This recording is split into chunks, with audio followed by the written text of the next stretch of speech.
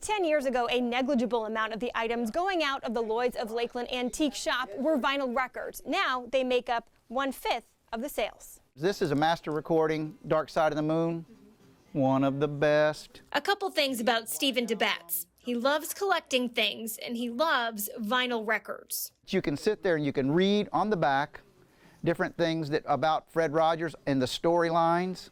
You can't get that on streaming. He has owned Lloyd's of Lakeland Antique Shop for decades. He says tables have turned, and 20% of his revenue now comes from vinyl records. The sales have increased exponentially, but just because the kids want something in their hands. They want to be able to read the back cover. He says one night he sold more than 60 vinyls alone. It's a trend seen nationally, with more than $1 billion in vinyl sales last year.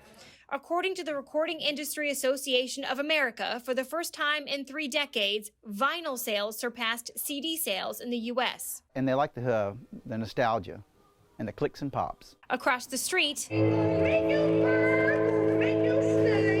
Jessie Zilka has made a business out of selling physical media at her store, Jesse Carl Vinyl. I always love to quote my favorite artist, Jack White, when I talk about that.